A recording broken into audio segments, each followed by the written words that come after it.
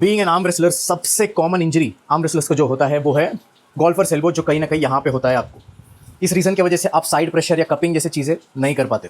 अगर कपिंग जैसा important movement या साइड प्रेशर जैसा इंपॉर्टेंट मूवमेंट अगर आप जरा भी नहीं कर पाओगे तो आर्म रेसलिंग में जीतना भी मुश्किल पड़ जाता है एंड कहीं ना कहीं आपका गेम भी रेस्ट्रिक्टेड हो जाता है। गोल्फर्स एल्बो ठीक करने का एक काफ़ी इफेक्टिव वे मैं आज आपको समझाऊंगा, जो आपको सुनने में बहुत नॉर्मल लगेगा लेकिन एक्चुअल में ये बहुत ही ज़्यादा इफेक्टिव है।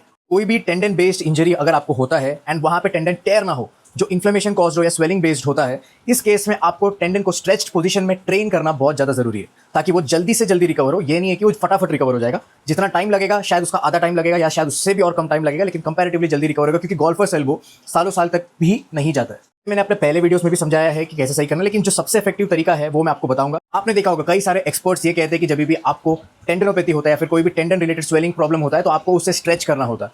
सो बेसिकली अगर मैं और भी थोड़ा एक एडवांस तरीके से समझाऊं तो आपको सिर्फ स्ट्रेच नहीं करना होता, आपको एक स्ट्रेच्ड पोजीशन में उस टेंडन को वर्क कराना होता है, जो पोर्शन में स्वेलिंग है वो अच्छे से काम कर सके और वहां का टिश्यू काम करके वहां के वाटर को फ्लश आउट कर। इसका सबसे इफेक्टिव तरीका है पुश वर्कआउट्स, जहां पे आप आपके व्रिस्ट को अच्छे से फ्लॉप करके इधर प्रेशर बनाए रखो ताकि यहाँ पे एक स्ट्रेच भी मिले और वो वहां पे काम भी करते रहे।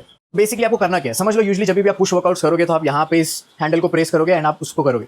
इस केस में आप थोड़ा सा और ऊपर कर सकते हो। 100% आपको इस केस में वेट तो लाइट ही लेना है, तो ये आपका ये मेन सेट्स में तो डेफिनेटली नहीं होगा। तो ये लाइटर सेट्स में जहाँ पे आप कंफर्टेबली रैप परफॉर्म कर पाओ, आप थोड़ा सा व्रिस्ट के एंड पे रख सकते हो, या फिर आप पुशअप्स भी अगर कर रहे हो तो थोड़ा यहाँ पे इस पोर्शन पे प्रेशर बना के रख के पुशअप्स मार सकते हो जितना आपसे होता। अगर पुशअप नहीं होता, पुशअप आपके लिए हैवी लगता है तो आप डंबल से कर सकते हो। सो ये एंड पे रख के आप एक स्लो रेंज में अपने आप को ट्रेन करो। इस तरीके से आप ये मेक श्योर करोगे कि आपका वो जो पोर्शन, आपका जो टेंडन है वो एक स्ट्रेच्ड पोजीशन में ट्रेन होता रहेगा। एंड आपको मेक श्योर करना है कि जो भी आप सेट लगाओ वो 30 to 40 सेकंड्स तक आप उससे चलाओ ताकि वो उतना टाइम वो स्ट्रेच्ड पोजीशन में रहे और ट्रेन हो। ट्राई करके देखो, आपका इंजरी कंपैरेटिवली काफी जल्दी ठीक होगा। मुझे बताओ रिजल्ट्स कैसे लगता है। तो हमेशा की तरह अगर आपको वीडियो अच्छा लगा तो शेयर करना उन लोगों से जिन्हें इसकी जरूरत है, जिन्हें नहीं होने भी कर देना, क्या पता कुछ सीख जाए।